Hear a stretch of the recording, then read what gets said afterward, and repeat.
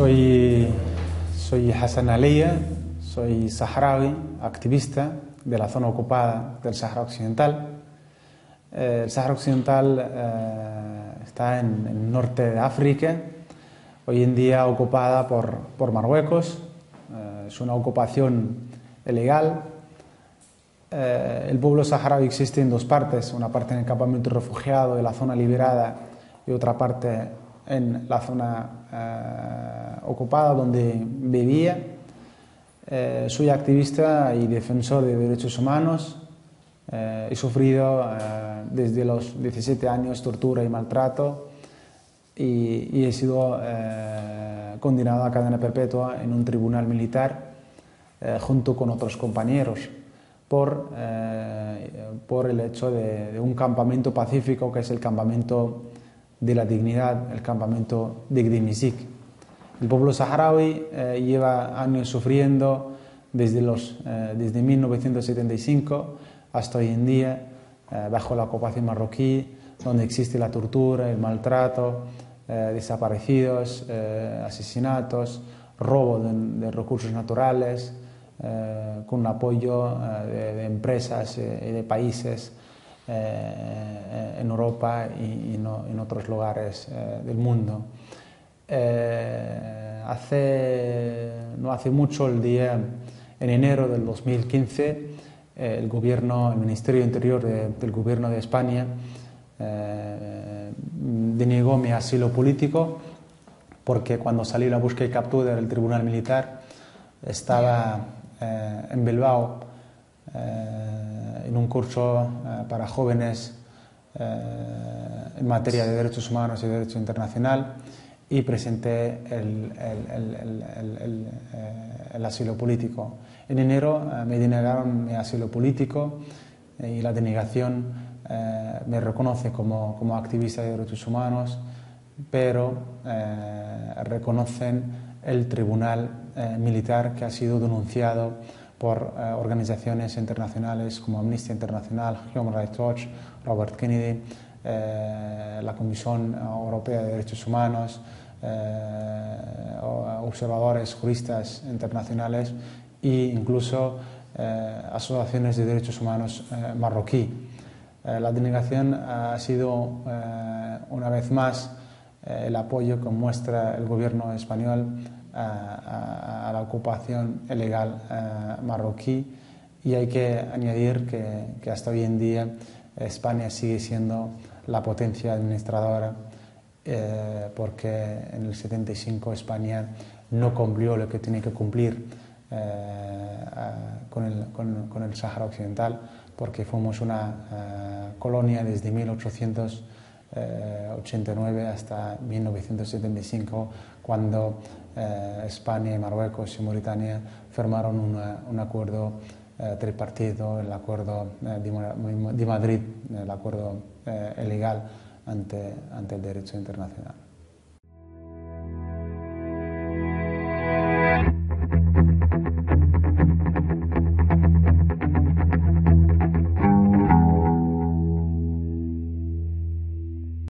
Muchas gracias por conceder la entrevista a la Confederación Intersindical.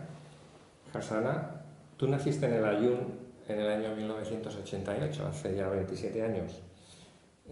¿Podrías explicar un poquito cómo fue tu infancia y tu juventud, teniendo en cuenta que has nacido en una tierra ocupada militarmente hace 40 años? Bueno, primero, muchas gracias a vosotros por todo el trabajo que estáis haciendo con nosotros y con la causa saharaui. Yo nací en el Aaiún, la capital del Sáhara Occidental. Nací bajo la ocupación marroquí.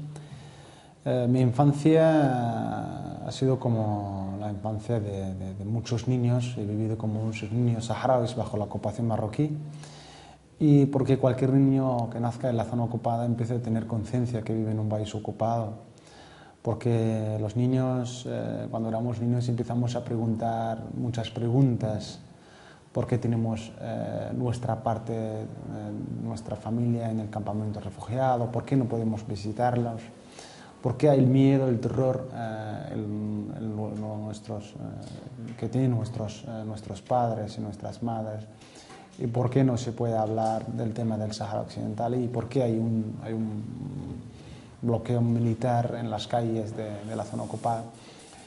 Y de eso, pues, desde empecé a la escuela, en el instituto, pues, hemos sufrido como niños porque los profesores nos tratan diferente que los marroquíes. Y ahí, pues, la vida del niño saharaui en la zona ocupada es complicada, es complicada. Y cuando acabáis el tema del trabajo, es decir, una vez que acabáis los estudios y estáis ya en edad de poder trabajar, en las zonas ocupadas, ¿hay posibilidad de trabajar? En los estudiantes saharauis siempre tienen dificultades en estudiar en la zona ocupada y mucho más si eres activista, si empiezas a ser activista, porque hay, por ejemplo, muchos estudiantes, y como en mi caso también, no hemos podido conseguir seguir estudiando, porque ahí en los institutos, en las escuelas también existe el movimiento estudiantil saharaui y ahí reivindicamos nuestros derechos y de eso muchos de nosotros no hemos conseguido continuar estudiando. Por ejemplo, los estudiantes cuando llegan a la universidad cuando llegan en la universidad pues tienen que ir hasta Marruecos para poder continuar sus estudios, porque ahí en la zona ocupada no existe ninguna universidad y hay hoy en día hay muchos saharauis que han terminado sus estudios y no han podido tener un trabajo y un trabajo, digamos, digno, porque hay unas de las políticas que lleva el gobierno marroquí desde el 75, pues siempre da el trabajo, las viviendas a los marroquíes y el contrario para los saharauis, como una estrategia para vaciar el territorio de los saharauis. Está bien. Bueno, en octubre del año 2010 se inició una de las mayores protestas pacíficas de la población saharaui, el campamento de la dignidad de Yed Mishit. ¿Qué es lo que llevó a que más de 20.000 saharauis dejaran sus casas, se desplazaran a más de 18 kilómetros de la capital del Sáhara Occidental de Layún, sabiendo que se iba a sufrir un asedio, la represión, el desmantelamiento violento que se realizó en noviembre por parte de las fuerzas militares? ¿Cuáles eran las causas que hizo que la población, de manera pacífica, hiciera un acto tan grande como este? El pueblo saharaui desde el 75 siempre ha sufrido y hasta hoy en día sigue sufriendo. Y el pueblo saharaui, como pueblo, siempre hemos intentado organizar actos para conseguir nuestros derechos sociales y políticos. El día 10 de octubre de 2010 es el día que empezó el campamento de Yed Mishit. Este viene de mucha presión que vivimos como saharauis bajo la ocupación marroquí, porque ahí no hay derecho de trabajo, ni derecho de salud, ni derecho de sanidad, ni educación. Entonces, ni trabajo, y también sufrimos muchas políticas que lleva el gobierno marroquí contra las mujeres y contra los hombres en la zona ocupada. Entonces, por eso se inició el campamento de Yed Mishit, que también para romper el bloqueo informativo que ejerce el gobierno marroquí en el Sáhara Occidental. El campamento de Yed Mishit fue un acto más de mucha lucha y muchas actividades que organiza el pueblo saharaui. Pero fue para nosotros algo increíble, porque por primera vez como saharauis hemos conseguido vivir libremente en nuestra tierra, y fue para nosotros algo increíble que no puedes ni imaginar. Vivir libremente en tu territorio, bajo tus jaimas. Yo nunca voy a olvidar las caras y de las mujeres, de los niños, viviendo libres durante poco tiempo, que es 28 días. Un mes, no llega un mes, ¿no? Sí, después de estos 28 días el campamento fue desmantelado y, sin embargo, el juicio no se produjo hasta febrero del 2013 y Hubo centenares de detenidos a raíz de aquella protesta y de ese centenar de detenidos, 25 personas fuisteis condenados por un tribunal militar a duras penas de prisión, desde 20 años hasta 25 o 30, cadena perpetua, y tú eres uno de los condenados a cadena perpetua. ¿Cómo es que un tribunal militar juzga a personas civiles que se manifestaban pacíficamente y por qué unas penas tan duras como la cadena perpetua o 20 años de prisión para personal que simplemente estaba pacíficamente exigiendo esto que acabas de decir? El ocupante marroquí quiere acabar con la lucha pacífica que llevamos en el territorio del Sáhara Occidental y por eso se celebró el tribunal militar para dar más miedo a la población saharaui que lucha pacíficamente en el Sáhara Occidental. Y como has dicho, que ha sido un juicio militar contra civiles por el hecho de luchar pacíficamente en el Sáhara Occidental y que ha sido denunciado por organizaciones internacionales como Amnistía Internacional, Human Rights Watch, juristas, observadores que estuvieron en el juicio, y hasta hoy en día pues estos presos siguen cumpliendo las condenas muy duras. En mi caso ha sido un caso un poco diferente, porque a mí me juzgaron después del campamento de Timizig, me condenaron a 4 meses sin ejecución, salí varias veces del país y la última salida salí para aquí cuando salió la búsqueda y captura y me quedé y me juzgaron con los compañeros. Pero Marruecos no ha conseguido lo que quiere conseguir, dar miedo a la población y a la lucha pacífica, porque hasta hoy en día los saharauis siguen luchando en los territorios ocupados. ¿Y por qué si te condenaron a 4 meses ahora lo que es cadena perpetua? Porque la verdad que no lo hemos entendido, porque una persona no puede ser juzgada 2 veces por el mismo hecho, por el mismo motivo, que es el campamento de Timizig. Yo no pensaba que me iban a juzgar 2 veces, pero bueno, con los años ya estamos acostumbrados de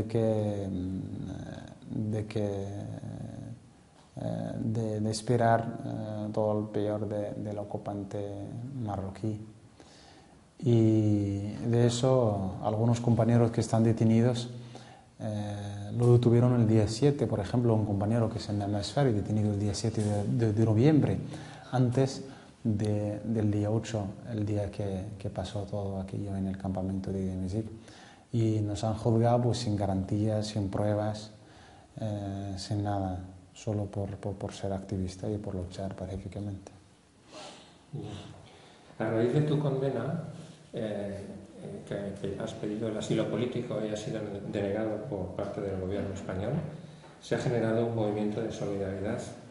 ¿Cómo valoras tú o qué importancia le das a este movimiento de solidaridad para que a ver si se consigue que el gobierno español reconsidere su decisión y que definitivamente te considere un refugiado político y te conceda el asilo? La verdad que valoramos, o lo valoro, todo el apoyo y la solidaridad que he recibido desde la denegación del asilo político. La verdad que ha sido un apoyo muy grande, porque en todos los niveles de todo el Estado español, sindicatos, movimientos sociales, partidos, personas, asociaciones, organizaciones, hubo manifestaciones, concentraciones, incluso hasta huelga de hambre en el aeropuerto Barajas. Y eso me ha animado mucho a seguir en esta lucha, porque ves que hay muchas personas, hay muchas organizaciones, sindicatos, partidos, etcétera, etcétera, que están luchando con tu causa y que te están apoyando, y eso me ha dado mucho ánimo en seguir en la lucha con mi pueblo, y también en seguir la lucha de mi derecho de asilo político. Claro. Pero la verdad que fue algo vergonzoso, porque en mi caso es un caso muy claro. Ha sido apoyado por organizaciones, incluso ACNUR, incluso la Comisión Española de Ayuda al Refugiado también puso un informe en apoyo al asilo político, y he recibido una denegación pues ha sido vergonzosa porque tengo todo el derecho de tener asilo político y ha sido una vergüenza más de toda la política del gobierno de España.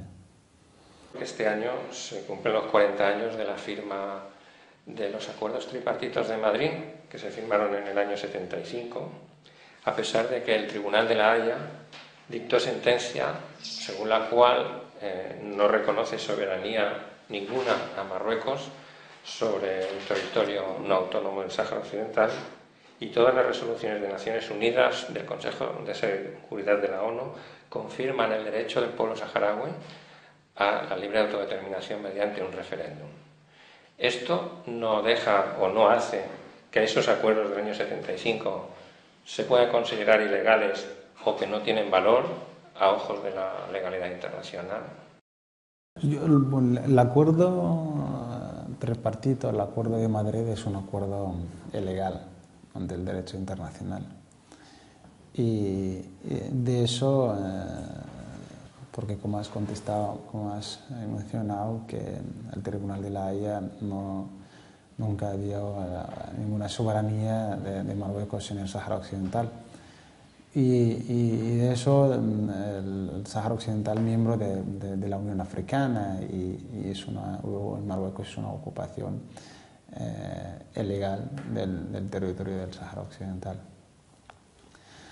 Tras estos acuerdos, aunque los consideremos ilegales, la realidad es que Marruecos invadió el Sáhara Occidental, provocó una guerra contra el pueblo saharaui, pero en el año 1991, se firmó un acuerdo de alto el fuego supervisado por Naciones Unidas entre el Frente Polisario y el Estado marroquí. A raíz de ahí se crea la MINURSO, que debía organizar el referéndum, pero 24 años después el referéndum no se ha organizado. Y hasta hoy en día estamos esperando este referéndum que no sabemos cuándo se va a celebrar. Y la verdad que estamos, los saharauis, hay muchos saharauis en los ambos lados, están muy cansados de tantos años de espera. Y de eso la comunidad internacional y la ONU, el MINURSO y muchos países están empujando al pueblo saharaui que toma la guerra, porque en este último tiempo el Frente Polisario está llamando a volver a la guerra, y eso nos preocupa más porque la guerra la hemos conocido, lo han conocido nuestros padres y nuestro pueblo, hemos sufrido mucho y no queremos sufrir más. Y de eso pues la comunidad internacional, el MINURSO pues, y la ONU tienen que celebrar el referéndum ya de la autodeterminación, y no queremos que eso provoca otra guerra. Es una vergüenza que hasta hoy en día el MINURSO existe en el Sáhara Occidental. Es la única misión de la ONU que no protege los derechos humanos. Están ahí tomando el sol en el Sáhara Occidental ocupada y también en los territorios liberados, sin celebrar lo que tienen que celebrar. Por eso han entrado al Sáhara en los 91. Claro.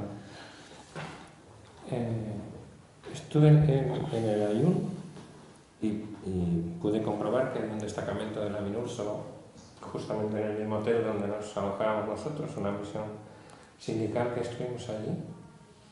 Y la violación de los derechos humanos en el Sáhara es evidente, o sea, sales a la calle y lo ves.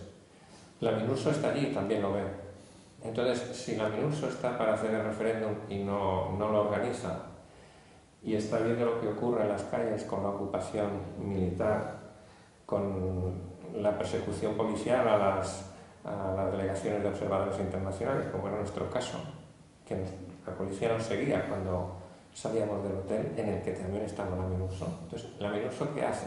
¿A qué se dedica? Lo que tú dices, está tomando el sol, pero bueno, tiene que tener una misión. ¿Por qué se niegan, por lo menos, a supervisar los derechos humanos cuando es la única misión internacional de la ONU que no lo hace? Eso es algo vergonzoso. Me acuerdo de una entrevista de un ex trabajador de la ONU y dijo, estuve en Layún y vi, estuve trabajando y desde el hotel viendo a los militares y a la policía torturando a los saharauis que estaban manifestando pacíficamente, y no he podido hacer nada porque los de arriba no nos dejan. Es algo vergonzoso. Yo creo que estuve contigo. ¿Sí? Sí. No sé. Yo creo que estuve contigo en Layún. No sé si fue vuestro viaje en el 2006 o el 2000. 2011, creo. 2011. Estuvimos en casa de... Bueno, estuvimos en el hotel. ¿Estuvisteis con los del Fosbokra? El Fosbokra, sí, exacto. Estuvimos con ellos, fuimos a una manifestación. En Layún abajo, ¿no? Cerca de la empresa OSEPE. Sí. Sidi, creo que se llama Sidi. Sí, del hijo de... El hijo y él con el padre, con los hermanos. Sí. Luego te enseño fotos, si quieres, que tengo de aquella vez. Y miramos exactamente cuándo fue. Yo creo que fue en enero del año 2011. Yo creo que estuve con vosotros. Puede ser, no me acuerdo. Sí. Porque como vimos a tanta gente... Sí, tanta gente ya no, pues no podéis acordar. No Pero cuando me dijiste que en el hotel donde estaba la UNO y tal, sí. Yo me acordaba con una delegación de sindicatos, pero de distintos sindicatos, ¿no? Sí. Había de Italia, Sí. Francia, Portugal y de España. Sí. Yo creo que estuve con vosotros. Pues La verdad que es algo vergonzoso ver todo aquello, ¿no? Toda la tortura, la presión, y la UNO con sus coches ahí dando vueltas sin hacer nada. Sí. Bueno, allí los veíamos porque estaban en el hotel con los auriculares escuchando música y tal. Y estuvimos 3 días y pedimos una reunión con la MINURSO y no hubo manera de reunirnos. Estando allí mismo. Ese es algo... Bueno, sigamos. Mira, te quería preguntar otra cosa. Una de las reivindicaciones que tienen los activistas y el pueblo saharaui, y una de las cosas que se denuncian, es la explotación y el saqueo de sus recursos naturales. ¿Podrías explicar un poco esto en qué consiste? Bueno, nosotros sufrimos el robo de nuestros recursos naturales, la pesca, el fosfato, arena, sal, y de eso estamos trabajando para empezar en una boicot contra los recursos naturales que están robadas desde el Sáhara Occidental. Incluso muchos países europeos siguen robando nuestros recursos naturales. La Unión Europea ha firmado un acuerdo ilegal con Marruecos, incluyendo las aguas del Sáhara Occidental. Y hemos intentado que la ONU no firma este acuerdo, pero firmaron este acuerdo, y hoy en día pues barcos de muchos países europeos siguen robando nuestros recursos naturales, y el pueblo saharaui sigue sufriendo en los campamentos refugiados, en la zona ocupada, y la pobreza sube cada día más y más. Y esperemos que sindicatos, movimientos sociales y partidos y personas a nivel del Estado que se levantan también contra estas empresas que siguen robando nuestros recursos naturales, contra todos los barcos de Andalucía que van a pescar en el Sáhara Occidental, a Mercadona y a otras empresas.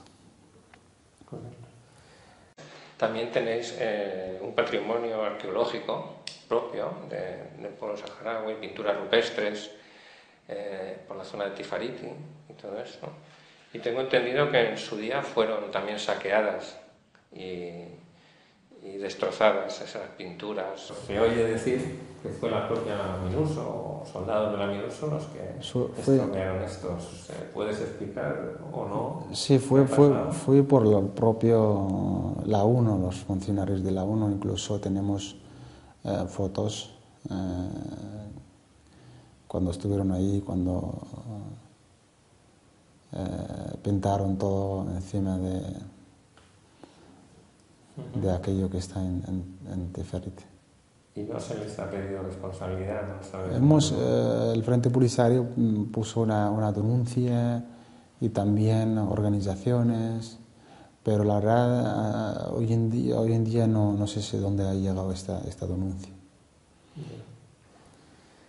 Vale. ¿Podrías explicar, porque al principio hemos hablado de la juventud y demás, me gustaría que explicaras un poco el papel de la mujer. La mujer saharaui creo que juega un papel importante en la lucha de liberación del pueblo saharaui y también en la propia lucha de liberación de las mujeres. Y choca bastante con lo que ocurre en otros países musulmanes, donde la mujer tiene un papel más apartado o apagado. Sin embargo, el pueblo saharaui no es el caso, ¿no? ¿Podrías explicar? Las mujeres saharauis a lo largo del conflicto del Sáhara Occidental han sido al lado de los hombres en toda la lucha. Nunca han tenido, digamos,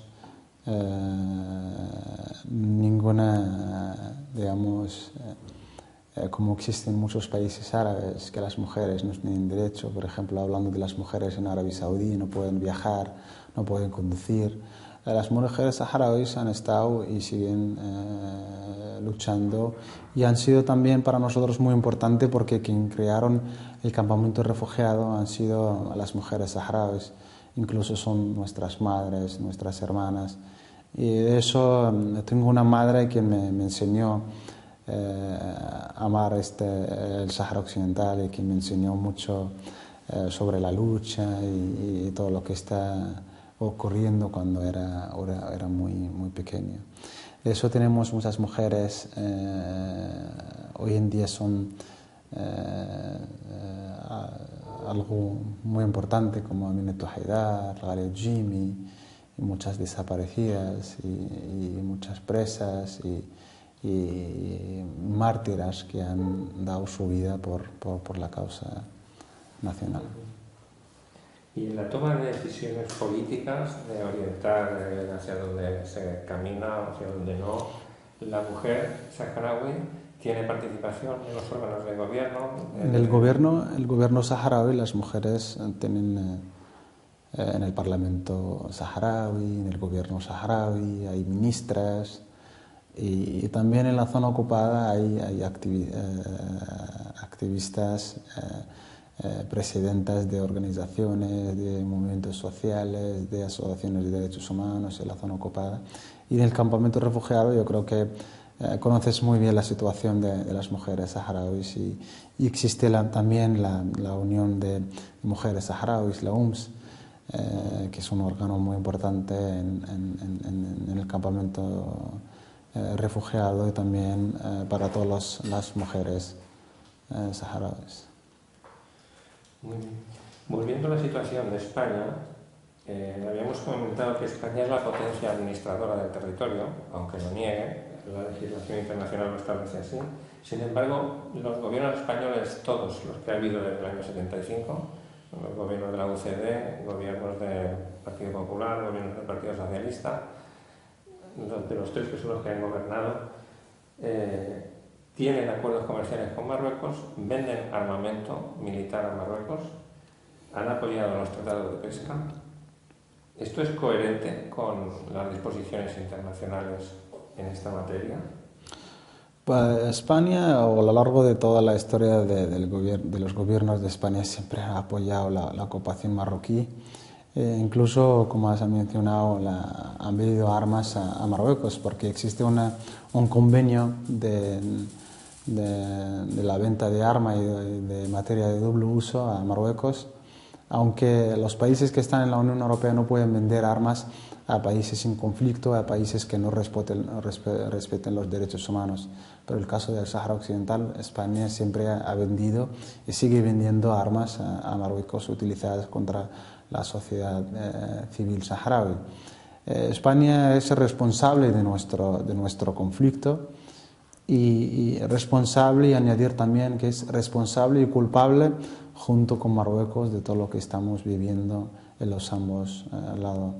Es algo vergonzoso que ves políticos que se levantan contra el mandato de la ONU. Me acuerdo Margallo cuando dijo en 2013 que Marruecos es un país democrático y no hace falta que la ONU vigile los derechos humanos. ¿Cómo puede ser que un ministro se levanta contra algo, digamos, algo importante en este mundo que es los derechos humanos? Correcto.